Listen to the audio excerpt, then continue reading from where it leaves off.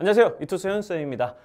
자, 오늘은 월간 Q&A라 그래가지고 이투스랑 얘기가 돼가지고 이제 매 달마다 올라오는 Q&A들 중에서 되게 많은 Q&A들 중에서 일부 괜찮다 싶은 질문들을 몇 개 뽑아가지고 쌤이 대답해드리는 시간을 매 달마다 한 번씩 이렇게 좀 가지기로 했거든요. 사실 지금까지 Q&A 같은 거를 답변을 하다 보면 비슷한 질문들이 되게 많이 올라오기도 하고 그중에는 이거 굉장히 좋은 질문이고 요거에 대한 쌤의 답변도 되게 이 논리를 전개하거나 이 사회문화나 생활관리를 풀어나가는 과정에서 굉장히 중요한 부분들인데 이걸 많은 친구들한테 못 보여주는 게 아쉽다. 질문이 보통 비공개로 올라오니까 그런 부분들이 꽤 많았기 때문에 아쉬움이 약간 있었는데 요게 이제 앞으로는 매 달마다 몇 개씩 뽑아가지고 이번에는 첫 번째 회차니까 이제 사문생은 하나씩만 뽑았거든요. 다음 달부터는 한 2개 혹은 3개 뭐 이 정도 해가지고 총 5개에서 6개 정도의 질문들 뭐 적으면 4개 뭐 이 정도의 질문들을 두고 우리가 한 달마다 주요 질문들을 보면서 다시 한번 내용을 좀 되새겨보고 유독 여러분들이 어려워하는 파트 이런 거에 대해서 쌤이 좀 따로 시간 제한 없이 좀 자유롭게 좀 얘기할 수 있는 시간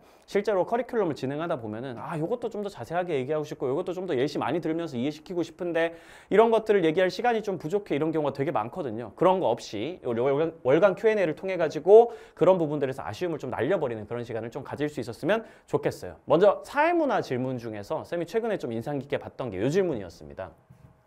학생 이름까지 밝히진 않을게요. 그 학생은 이제 이걸 보면 자기가 한 질문인 거 알겠지. 역할 갈등이라는 개념의 조건에서 뭔가를 설명할 때 쌤이 강사와 요리사 지망생을 예시로 들었대. 근데 요리사 지망생이 지휘가 될 수 없는지 궁금하다는 거지. 당연히 귀속 지휘는 아니지만 태어날 때부터 요리사 지망생 되는 거 아닐 테니까 성취 지휘로도 볼 수 없나요? 후천적으로 원해서 뭔가 만들어진 거니까 이런 식으로 지금 묘사를 하고 있습니다. 얻어낸 것이 아니라서 안 되는 건가요? 이렇게 얘기했는데 요리사 지망생이라는 게 뭔지 그리고 지위가 뭔지에 대해 가지고 다시 한번 좀 생각해 볼 필요가 있어요. 사회문화에서 흔히 지위라고 하는 개념은 개인이 집단 내에서 차지하는 객관적인 위치를 가리킨다고 보시면 됩니다. 쌤이 보통 설명을 할 때는 사회 속에서 내가 차지하는 포지션이다, 위치다 이런 식으로 생각을 하면 된다라고 보통 얘기를 많이 했죠. 요리학원 학생이라면 그건 굉장히 명확하게 지위가 될 수 있겠지.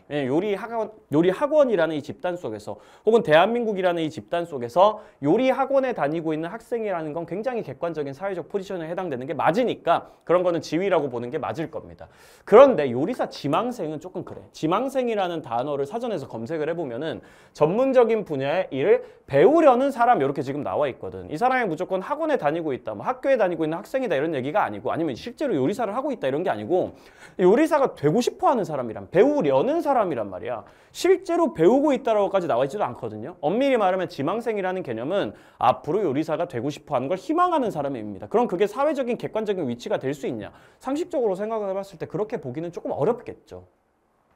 요리사 지망생으로서 내가 실제로 학원에 다니는 수강생이야 이러면 그거는 사회 속에서 객관적인 위치라고 볼 수 있겠지만 이 집단 안에서 학원 안에서 돈도 내고 실제로 교육도 받고 이런 위치의 포지션으로 이 사람이 학원에 등록도 돼 있고 뭐 그럴 테니까 객관적으로 위치라고 볼 수 있을 텐데 지망생이란 단어만 가지고는 내가 앞으로 요리사가 되고 싶어요 라고 했다고 해서 그 사람이 그걸 가지고 사회적인 위치를 차지하고 있다라고 보기는 굉장히 어렵단 말이죠. 우리가 일반적으로 지위라고 얘기하는 것들을 예시를 생각해 보시면 이게 좀 더 명확해지는데 보통 지위라는 개념 안에 직업이라는 개념이 포함되어 있단 말이에요. 우리가 사회적으로 가지고 있는 직업, 뭐 쌤의 강사라는 직업이라든지 여러분의 학생이라는 직업이라든지 혹은 재수생으로서 학원에 다니고 있으면서 수능을 준비하는 사람의 위치라든지 이런 건 다 객관적으로 얘기가 될 수 있는 포지션들이지만 이런 요리사가 되고 싶어요 라고 어떤 사람이 얘기를 한다고 해서 그게 사회적인 객관적인 포지션을 얘기할 수 있냐? 그럼 그거는 그렇지 않다고 얘기를 할 수밖에 없다는 거죠. 그렇기 때문에 요리사 지망생이란 단어 자체는 지위로 보기는 좀 어렵다. 성취지위, 기속지위를 떠나서 애초에 지위라는 개념으로 얘기하기는 조금 어렵다. 뭐 다른 예시들, 지금까지 기출문제 나왔던 예시들을 좀 더 얘기해 보면은 악성 민원인 이런 게 문제로 나온 적 있었거든요. 실제로 악성 민원인이 작년에 문제로 나왔었는데 악성 민원이라는 개념 자체가 어떤 겁니까? 동사무소 같은 데 와가지고 막 이제 민원을 넣는 사람들 중에서 막 욕하고 막 공무원들한테 막 자꾸 시비 걸고 멱살 잡고 막 네가 임마 나 우리 세금으로 막 돈 받아 먹는 사람에서 그러면 돼 이런 약간 진상들을 얘기하는 거잖아. 그럼 진상 같은 행동을 하는 사람이란 뜻인데 민원을 하는 과정에서 그런 걸 가지고 우리가 지위라고 부르지는 않단 말이에요. 일반적으로 사회적인 위치, 객관적인 포지션이라면은 어떤 식으로든 내가 다른 곳에 가가지고 저의 객관적인 위치는 이겁니다. 예를 들어서 저는 뭐 포항에 사시는 누구누구 씨의 아들입니다라는 것도 객관적인 위치라고 할 수 있고 저는 누구누군가의 친구입니다라는 것도 객관적인 위치라고 할 수 있겠지만 그 사람과 맺고 있는 관계, 이 집단 속에서 특정 사람들과 상호작용하는 과정에서 생겨나는 위치에 해당이 되니까. 근데 악성민원이라는 단어 자체가 여러분이 어느 모르는 사람들 사이에 가가지고 저는 누구의 아들입니다. 저는 누구의 친구입니다. 이렇게 객관적인 포지션을 설명할 수 있어도 저는 사회에서 차지하고 있는 객관적인 위치가 악성민원인입니다라고 얘기하는 건 좀 이상하잖아. 미친 사람으로 보일 거 아니에요? 그러니까 민원인이라는 단어 자체도 지위라고 보기가 좀 애매하단 말이야. 그런 맥락에서 민원인은 말 그대로 그냥 민원을 하는 사람이란 어떤 행동을 하는 사람이란 뜻인데 이 사람이 민원을 하는 사람으로서 지금 동사무소에 와가지고 얘기를 하고 있으면 그게 아주 객관적인 사회적 위치라고 할 수 있냐 이 말이죠. 뭐 대한민국의 국민이라는 건 객관적인 사회적 위치가 맞고 동사무소에서 일하고 있는 공무원이라는 것도 아주 객관적인 사회적 위치가 맞다고 볼 수 있겠습니다만 지금 당장 이 사람이 민원을 하고 나가지고 바로 밖에 나가면은 그냥 일반적인 국민이 되는 건데 그런 상황에서 이 사람의 민원을 하고 있는 상태 이 자체를 지위라고 볼 수 있냐라고 하기에는 조금 무리가 있지 않냐라는 게 쌤의 입장이라는 거지. 민원인이라는 개념 자체를 지위라고 보기는 조금 어렵다. 혹은 악성 민원인이라고 하면 더더욱 애매하다. 이건 지위라고 볼 수가 없다라고 생각을 해 주셔야 되는 거고 그걸 가지고 실제로 사회문화에서 문제로 한번 낸 적이 있다라는 걸 기억해 주시면 되겠고 쌤이 종종 얘기했었지만 채식주의자, 이상주의자 이런 것도 다 뭐예요? 나는 채식을 하는 사람이야. 이게 사회적인 위치가 아니야. 채식주의 운동 활동가는 위치가 될 수 있지. 내가 막 채식주의 활동 단체에 들어가가지고 동물 먹으면 안 돼요. 동물들의 고통이 너무 심합니다. 고기 먹지 맙시다. 풀 먹읍시다. 이런 식으로 얘기하는 그런 활동을 하는 단체에 있는 회원이라면 그건 지위가 될 수 있겠지만 객관적인 위치지만 나는 채식을 하는 사람이에요 라는 것 자체가 사회적 포지션을 결정해 주지는 않단 말이지. 나는 이상적인 생각을 하는 사람입니다. 이상주의자 이런 것도 그냥 너의 생각이고 가치관이고 신념일 뿐이지 그런 것들이 바로 사회적인 위치, 지위라고 할 수는 없을 거고요. 영화 속에서 여러분이 뭐 어떤 배역을 맡았다고 칩시다. 예를 들면 주인공 배역을 맡았다. 아니면 내가 장발장 역할을 맡았다. 아니면 내가 데드풀 역할을 맡았다. 그게 실제로 그 사람의 사회적 포지션은 아니지. 나는 어디 가가지고 내 객관적 사회적 위치가 데드풀이에요. 난 캡틴 아메리카입니다. 이런 식으로 얘기할 수는 없는 거잖아요. 그 사람의 실제 지위는 배우겠죠. 배우. 영화 출연하는 배우.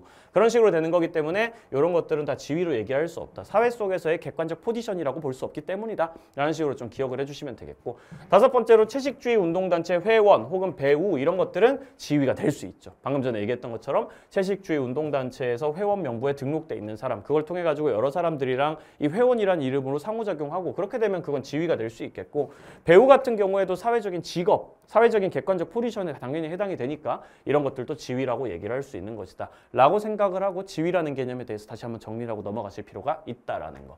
그리고 두 번째로 이제 생활관리 질문이었는데 이 질문이 좀 길고 조금 어려웠지만 한번 얘기해 볼 만한 가치가 있는 질문이었단 말이죠. 롤스의 정의의 제1원칙 평등한 기본적 자유의 원칙에 따라 모든 사람은 기본적 자유에 대한 동등한 권리를 가진다. 그렇죠? 이 원칙이라는 게 평등한 기본적 자유 원칙 얘기 그대로 하고 있고 그리고 우선성의 규칙으로 이 원칙을 위해서 이 원칙을 침해하는 것이 불가능하니 기본적 자유는 불가침의 권리를 가진다라고 묘사가 되어 있는데 이거 쌤이 수업 시간에 그대로 얘기했던 겁니다. 기본적 자유는 불가침의 권리니까 기억하고 있어라.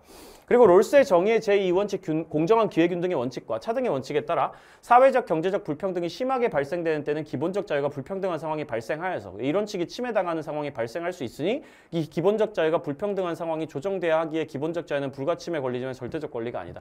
요거는 약간 잘못 이해하고 있는데 쌤이 그때만 그렇게 얘기를 했었거든요. 생활관리에서 분배정의 얘기를 할 때 롤스가 이 원칙을 만들게 되는 그 원초적 입장에서 만장일치로 사람들이 동의해서 정의의 원칙을 만들게 되는 과정에서 이 원칙이 만들어지는 이유를 이렇게 설명했었어. 기본적으로 이 원칙이 평등한 기본적 자유의 원칙이야. 그리고 이 기본적 자유는 가장 중요한 최우선의 권리야. 사회에 있는 여러 가지 권리 중에서도 뭐 신체의 자유라든지 정치 참여의 자유라든지 이런 걸 다 포함하는 이 기본적 자유, 사유재산권 같은 것도 포함하는 이 기본적 자유라는 것은 가장 우선권이 있는 권리이기 때문에 이 원칙이라든지 다른 이유 때문에 침해돼서는 안 된다라는 걸로 불가침을 얘기했었고 근데 그거랑 별개로 우리가 이 사회 속에서 우리가 자본주의 사회 속에서 살고 있는 과정에서 불평등이 너무너무 심해지게 되면은 어떤 사람들에게는 사유재산권이라는 아주 기본적인 자유가 보장되지 못할 수도 있어. 불평등이 너무너무 심각해지게 되면은 부자들이 말 그대로 모든 부를 다 가져가 버리고 그것 때문에 아래쪽에 있는 사람들에게는 남은 부가 거의 없는 거예요, 사실상. 그래서 모든 부를 다 부자들이 독점해서 가져가고 나머지 사람들은 막 배를 굶고 있고 인간다운 생활을 영위하지 못하고 그런 건 이제 기본적 자유의 침해라고 얘기를 할 수 있기 때문에 말하자면 이 원칙을 원칙을 살짝 보완해주기 위해 가지고 너무 과도한 불평등이 발생하지 않기 위해서 이 원칙, 공정한 기회균등의 원칙이나 차등의 원칙이란 게 탄생하게 된 거다. 그 만장일치 합의 과정에서 사람들이 이성적으로 생각을 해보니 그런 쪽으로 가야겠다라고 생각해서 이 원칙이 만들어져서 이 원칙에서는 상대적으로 불평등이 있을 거면은 이런 조건을 만족시켜야 돼. 모두의 이득을 만들어내는 방식으로 불평등이 생겨나야 돼. 이런 식으로 얘기한다고 쌤이 설명을 드렸었단 말이죠. 그거를 살짝 잘못 이해하고 약간 다른 맥락으로 지금 이해를 하고 있기 때문에 지금부터 쌤이 한번 정리를 좀 해드릴게요. 이 조정 방법은 뭐 차등의 원칙에 따라 최소 수혜자를 포함한 모든 구성원의 이익을 증진시키도록 하면 되는 건가 이렇게 돼 있는데 이렇게만 정리해가지고 기억하시면 됩니다. 지금부터는. 기본적 자유가 불가침에 걸리지만 절대적 권리가 아니라는 게 헷갈려요. 결국은 이 얘기였어요. 기본적 자유는 불가침의 권리인데 왜 절대적이진 않다고 그러냐. 이거 같은 뜻 아니냐 이런 식으로 생각을 하는 친구들이 되게 많은데 확실하게 기억해 주셔야 됩니다. 첫 번째로 기본적 자유는 불가침의 권리다라는 건 기본. 기본적 자유는 함부로 침해되어서는 안 된다는 뜻입니다. 원래 불가침이라는 단어 자체가 부당하게 침해되어서는 안 될 권리라는 정도의 의미라고 생각을 하시면 되고 우리가 알고 있지만 기본적 자유는 또 최우선의 권리이기도 하단 말이죠. 사회의 다양한 권리들 중에서 기본적 자유는 이런 측에서 보장하는 가장 중요한 권리. 그 안에는 뭐 방금 얘기했지만 사유재산권도 있고 신체의 자유도 있고 정치 참여의 자유도 있고 양심이나 사상의 자유도 있고 뭐 종교의 자유도 있고 굉장히 다양하단 말이죠. 뭐 집회의 자유, 언론의 자유 뭐 이런 것들 다 있고 다수의 선을 위해 가지고 혹은 이 원칙을 위해 가지고 등의 이유로 이 가장 중요한 권리를 부당하게 침해당해서는 안 되기 때문에 기본적 자유는 불가침해다라고 보통 얘기를 해요. 그래서 롤스가 공리주의 같은 걸 별로 안 좋아할 수밖에 없는 거야. 공리주의는 공리를 증진시키기 위해서는 기본적 자유를 막 침해해도 된다라는 논리로 이어지기 쉬운데 롤스 입장에서는 그건 불가능하거든. 사회 전체의 공익을 위해 가지고 특정 사람을 노예로 삼아버려 아 그건 안 돼. 기본적 자유는 평등하게 보장되는 게 이런 측이기 때문이야. 가장 중요한 권리이기 때문이야. 라고 얘기를 하지만 동시에 그렇다고 기본적 자유가 절대적인 권리라는 뜻은 아니야. 왜냐하면 기본적 자유가 절대적이라는 표현을 하면 원래 여기서 쓰일 때 이 절대적이라는 단어는 제한 불가능하다라는 의미로 이해를 하시면 되는데 기본적 자유가 제한 불가능하진 않거든. 원래 이런 식에 보면은 뭐라고 적혀 있냐면은 모두에게 양립 가능한 기본적 자유를 평등하게 보장하라라고 돼 있거든. 양립 가능한이라는 표현이 되게 중요합니다. 이거 무슨 말이에요? 요것도 있고 요것도 있고 같이 있는 걸 양립이라고 그러거든. 그러니까 다른 사람들의 기본적 자유를 침해하지 않고 내 기본적 자유도 함께 보장될 수 있는 선 안에서 모두가 평등하게 보장하라는 뜻이란 말이죠. 이걸 어떻게 해석을 할 수가 있냐. 나에게도 신체의 자유가 있고 너에게도 신체의 자유가 있어야 되는 거야. 근데 내가 신체의 자유가 있다는 이유로 얘한테 가가지고 내 신체의 자유야 이렇게 하면서 막 주먹을 막 휘두르면 어떻게 돼. 타인의 신체의 자유를 침해하게 되는 거라고 쌤이 수업 시간에 늘상 많이 설명하는 얘기죠.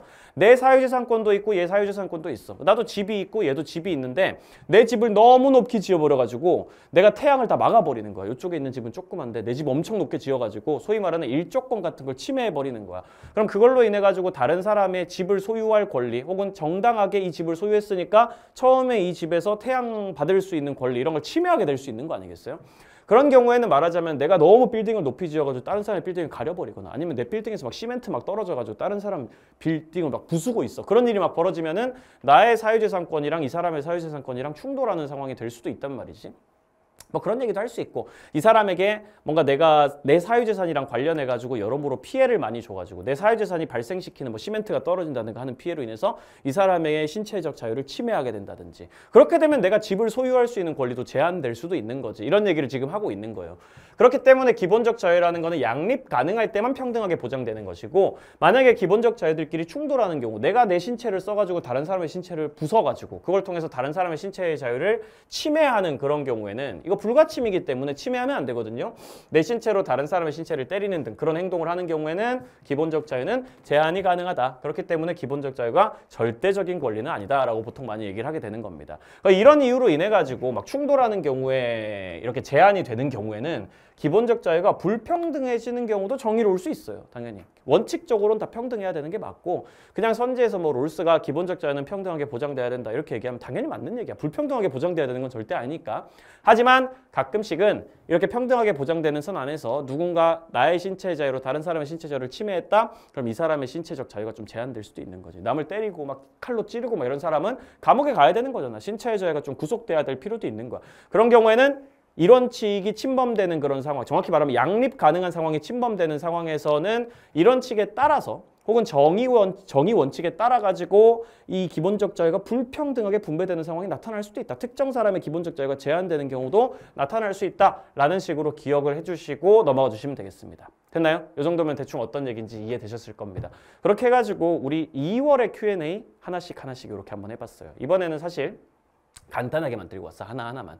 다음 달에 이걸 준비할 때에는 쌤이 조금 더 길게 시간을 둬가지고 한 2개에서 3개 정도 과목별로 이렇게 뽑아온 다음에 여러분들이 정말 많이 나오는 질문 위주로 한번 뽑아와가지고 약간 FAQ, 약간 주로 나오는 질문 이런 거 위주로, 그리고 여러분들이 평소엔 생각 잘 안 해봤지만 이런 것도 한번 생각해볼 법하네, 이런 괜찮은 질문들 뽑아가지고 와서 추가적으로 매월마다 한번 진행하는 시간을 가져보려고 합니다. 앞으로 좀 기대를 해주시고 오늘은 여기까지 해가지고 월간 Q&A 시간 마무리해보도록 하겠습니다. 여러분들 모두 듣느라 수고하셨습니다. 조만간 본 강의에서 만나죠.